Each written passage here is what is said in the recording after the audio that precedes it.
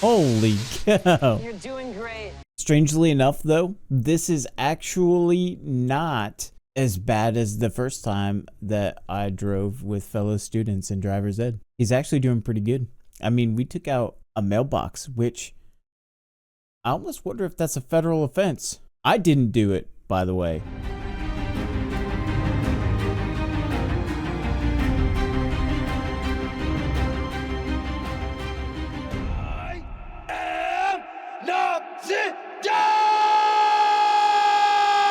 Hey everyone, how's it going? Noxidar here, and welcome to the next reaction in Percy Jackson and the Olympians, episode 6. When we last left off, we had Ares, whom, by the way, I absolutely loved that realization of the god of war in a more contemporary setting. I could tell the actor had so much fun, and I had so much fun watching him.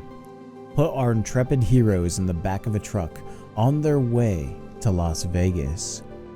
I have no idea what's going to happen next, but if there is one thing that I can count on from what I've seen of this show so far, is that we're in for an adventure, and I'm very much looking forward to that. So without any further ado, let's get right to our reaction. Do you think you're special, Lightning Thief? I gave you the tools to steal the Master Bolt, only to watch it taken from you. What? But there is too much at stake for you to fail me again. The war ahead of us. The war beyond Zeus and Poseidon's war. Give me reason to question your worthiness again, and there is another that just might be ready to take your place. Isn't that right, little hero? Not time for us to meet quite yet. He has the weirdest, craziest visions, dreams. Can you see where we are? Oh my gosh. They're almost there, looks like. We're almost there. That's what I said. Oh, Iris, goddess of the rainbow, please accept my offering. Show me Camp Half-Blood, Chiron's office. Luke? Annabeth? Percy, are you okay? Yeah, we're fine. Where's Chiron? Chiron's holding hands together with both hands. Everyone thinks we're going to war, so the cabins are taking sides. Please tell me you're calling with good news. We know who stole the bolt. How do you know? We ran into Ares, and Grover got him talking and realized Ares knew who the thief was, but was covering for them. So who would Ares cover for other than? His favorite daughter. Clarice is the lightning thief. I think that's crazy to think about how all these people have been at camp and they've been together, maybe even some of them for years. And then with a war that's looming, the loyalty that they have to their, I almost said patron deity, but it's more than that, right? Like it's their parent. And just how quickly that house divides itself with a looming oncoming war. I guess I had never really considered that that is the predicament they would find themselves in. What we see of camp is this sanctuary, this refuge for these demigods to, find solace in, away from the monsters that are attacking them. But then you realize that once battle lines are drawn, it's not about refuge and sanctuary anymore. It's very much about, playing to the interests of your parent. And that's, in a way, that's kind of messed up. But it is kind of an interesting way to reflect on really just the nature of war itself and the disruptive force that it is within people's lives. It sounds dire at Camp Half-Blood right now. I'll give you that. It's just something interesting that I guess I didn't really consider until Luke said it just in that moment. We're headed to Las Vegas to find your dad. You can't ask Luke about his dad. Well, now I certainly can't. If you tell him we're going to see Hermes, he's gonna try to talk us out of it. They don't get along? We can do our best to help all these animals escape, but not if it means we're jeopardizing the quest. Oh, no. They've already got a plan to get themselves out. They were really only missing, one piece of the puzzle to get the cages unlocked. What's that? Thumbs. That's what I would have guessed, too. It's not quite as chaotic as Jumanji. Oh, they'll be totally fine. I gave them a satyr's blessing, so they'll be able to reach the wilderness. I meant for the people. Yeah, I don't know, but the animals are all set. I love it. How do we know which hotel is the Lotus? I'm guessing the one with the giant lotus blossom on it. We find Hermes. We get him to hook us up with the ride to Los Angeles and a plan to get into the underworld. Did she read you the Odyssey? The graphic novel. It counts. Odysseus lands on a beach. There's these guys who've forgotten where they came from, forgot everything that was important to them. They got that way because they ate. The lotus flowers. Just don't eat anything. That's going to be especially hard for Grover. Wait, why were you looking at me when you said that? Exactly.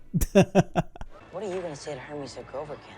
I was with Luke for a long time before Grover found us. I saw stuff Grover didn't get to see, like meeting his mom. She's a seer, a human who can see through the mist. Sometimes I see stuff that messes them up. That almost makes me wonder if that's like a shared trait with Percy's mom as well. I'm trying to think back to like the earlier episodes because she was so well versed in Greek mythology and the monsters and so aware of things. And I guess you could unlock that potential by understanding Poseidon was your lover.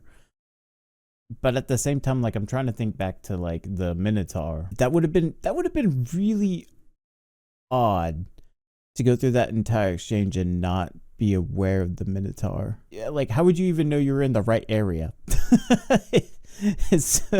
So like I feel like on some level she must be able to see through the mist as well. That would be terrifying to be able to see all of those things. Like the Furies alone their design is pretty terrifying. I'm not gonna lie. Like it's a cool design to watch on a flat screen from about 2 feet away. It's quite another thing to actually be there as it's making its move towards you and transforming before your very eyes as it passes through the mist. Augustus! Wait! Oh, he knows him. Augustus, it's me, it's Grover. I just wanted to let you know I found him. Back in New Jersey. That was as far as he got on his search for Pan. Is that? It might just be that it's so early in the morning and my eyes aren't really well adjusted. But is Augustus? Is that Mark Hamill? It's not. I really thought it was. It's Ted Dykstra. The resemblance is uncanny with a full beard. I think if he didn't have the beard, I would be able to recognize it. But so they found Pan. I'm not gonna lie, this storyline with like the idea of Pan has just been absent from the world for a few thousand years is really intriguing to me. And I think a lot of it really comes down to the excellence in Grover's character. There's an emotional payoff, especially that scene on the train where he's actually describing the life of these satyrs as seekers, as looking for Pan to find out where he went, as we saw with Uncle Ferdinand. The tragedy that befell him on his quest, especially a quest that he had just started, and here we find another one along the way. And I like that that's not a storyline that's just picked up and then dropped. We're actually finding we're finding the path. We're discovering this mystery alongside Grover, and he's having this entire arc over the duration of this story. And I know that everybody's really on their own quest as well, but I must say that for some reason I just love the idea that oh my gosh, I can't talk today. I love the idea that Pan is just absent from the world, but there are people out there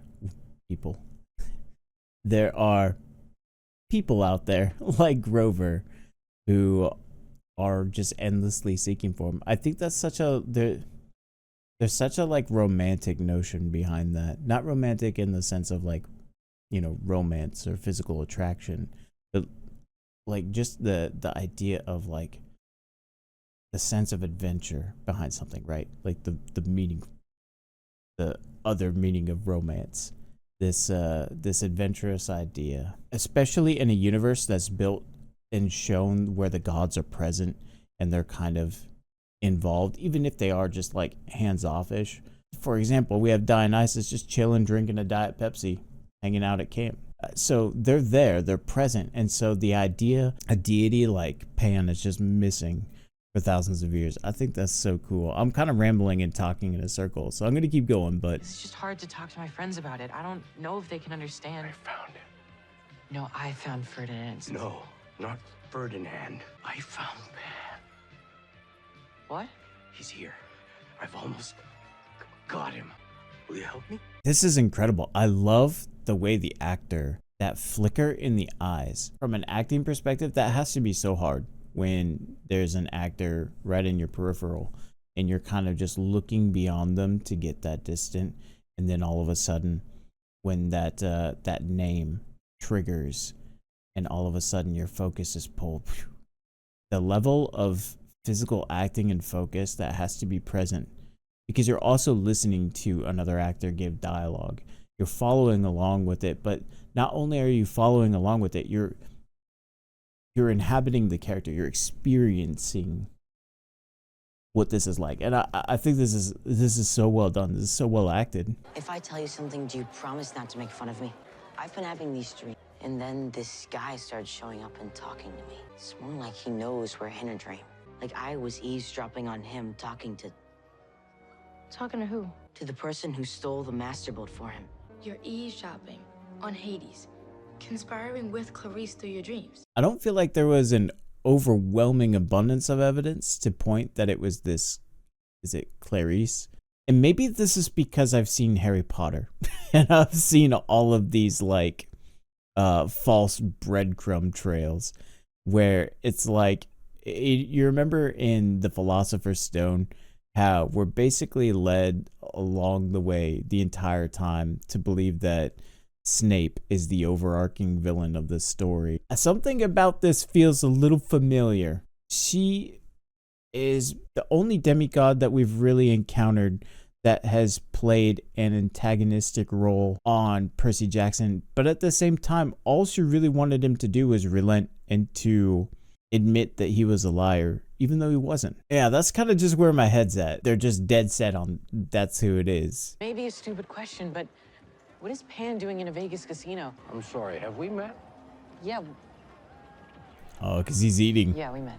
I don't understand. If you're not eating the flowers, then why are you forgetting things? Hey, demigods, welcome. We were sent to find you. Well, you found me. Come join us. I like how our first introduction right here with Hermes is when you think of like the culture surrounding a casino, everybody is presenting their best dress. They're dressed for the occasion. They're high rollers. And so it's almost like, how do you contrast that with someone so different from everybody else that they're around? Well, you don't put them in a tux. You don't put them in a suit. You put them in like the most mundane clothing, and yet that is how he stands out. I think that's just like a really interesting choice. So you might as well at least play a little We're bit. friends of Luke's. Okay. Time and space are easy, kids. Parenting is something else entirely. That's quite a strong reaction from a god. You were there. Last time I saw Luke. I saw you argue. I heard what he said. That what happened to his mom was your fault. That he hated you. Help us retrieve Zeus's master boat from Hades, and he'll see that you care. There is a way into the underworld. A secret way. Here we go. Do you know what happens every time? I was warned to stay away from Luke and his mother. Warned that no matter how much I tried to help, I would just make things worse. It wasn't just awful for Luke. It was awful for all of us. Do you know what that feels like? I know you do. Oh, Are you gonna help us or not? I don't get involved anymore. It's just not worth it. Sorry. this actually makes so much more sense. When we first have our introduction to the character, he kind of just seemed like very nonchalant. Like he just kind of took everything almost as a joke, and he had this kind of lightheartedness to him. But seeing him here in a casino, whiling away his time, but then also to have this moment of real vulnerability to lay it out, you realize that he's wearing a mask. I think this is one of the more fascinating things about mythology in general. We have gods that are really aspects and depictions of and reflections of our own humanity. And so there's something just very inherently interesting about seeing humanity reflected from the perspective of a deity, and that to see things like vulnerability where you would think a god would be above that. And I think that's one of the things I really like about the depictions of these gods within Percy Jackson. It almost just feels like maybe there's a forced distance between these demigods and their parents, because it's like the longer you spend with them, the more humanity you see within them. I don't know. I think that's really interesting. I like what's going on with this character development here. It was your father who warned me to stay away. Said it was awful watching you struggle and feel powerless to stop it. But that sometimes that's what parenting is. Why would he say that if he thinks it'll make things worse? It is very hard for a god to feel powerless. Yep, that's kind of exactly what I was trying to hit on too. I know it seems like we've only been here for like 20 minutes, but it's already Thursday. We've been here for days. And I feel a lot better about having stolen his keys. Exactly. Wait, Got invisible. Picked his pocket. the reason we can't feel time passing is because of the lotus fruit. We didn't eat any lotus fruit. They pump it into the air. Grover. I remember Grover. How much time has passed? Man, Grover got really old. How long have we Well been played. here? Where's Grover? Grover? I was so close. I hate it when someone does that to me. And I can't believe I'm the one saying this, but it's really time to go. Where are we going? You don't know who we are, do you? Yeah. No, I don't. Have we met? Percy, Annabeth. We're your best friends. We're on a quest. We can't do this without you. Quest? That sounds amazing. It must be so annoying having to reintroduce yourself several times, but then again, I've seen the movie 50 First Dates, so I know it's entirely possible. There is something very sweet and sincere about the fact that Grover, even just being told, hey, we're your best friends, it's just so readily and emotionally available to just accept things as they are and to also just want to go along with the quest. Obviously they're inconvenienced right now because they're on an ever shrinking timetable, but I thought that it was appropriate to pause and take extra time to just point out how good of a friend that actually is. In a weird way, this is actually getting past all the side talk of, you know, like the kind of borderline cowardice. And this actually cuts to the heart of Grover's character. This is a very honest and authentic expression of him without all the usual nervousness that accompanies it. So honestly, I think that's amazing because, you know, you have a really good, true, and honest friend right there. I was hunting for Pan. Sounds great. No, I mean, like, I actually felt I was about to find him. That I'd be the first. That I'd help save the natural world. Hermes drives a cab? And left us a note. How do we know that's for us? Nice. Should have known the god of thieves noticed his pocket getting picked.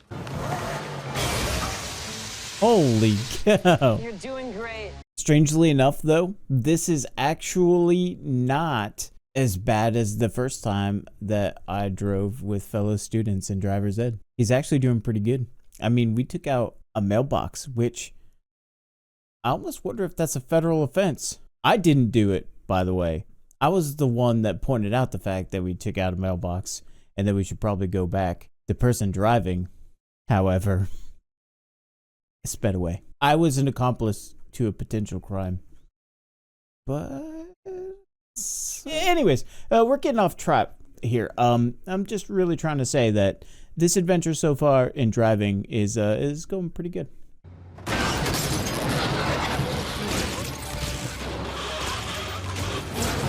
This is how I drive in video games. I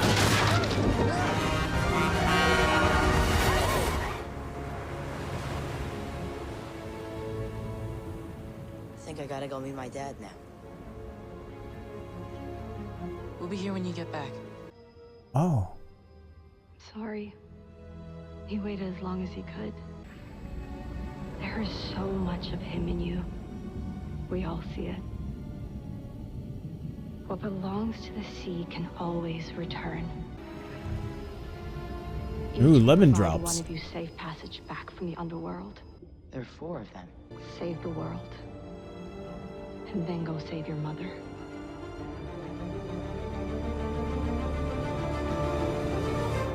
All right, that was an epic send-off for this episode. It's amazing to me how short this episode is, and yet just how packed it is. Because of the pacing of the show, it doesn't feel like any time is really wasted. Every second where something is being shown is intentional. In a weird way, it's kind of like being in the casino. It's like time just passes differently as I watch this show. I know before I clicked on it that it was like 34 minutes long. I'm looking down at my recording and it's 54 minutes. I was just talking about how difficult it is to act with that unfocused look in your eye.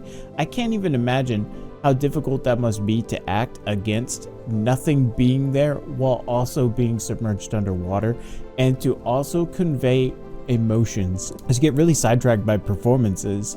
And then also, weirdly enough, I get sidetracked by pop culture references, and I couldn't shake the feeling that underwater, submerged like that, with his hair like that, Percy Jackson looked like a cross combination of the character of Sean from Boy Meets World and Jonathan Brandis's character in the Neverending Story Part 2, I believe. I'm trying to focus on the story, and I'm sitting here thinking about just like the technical feat of the performance that was given, on top of like all these crazy similarities and things that are running through my head, on top of just the build up that we're getting, trying to like sift through all of that and then comment on it as it's happening.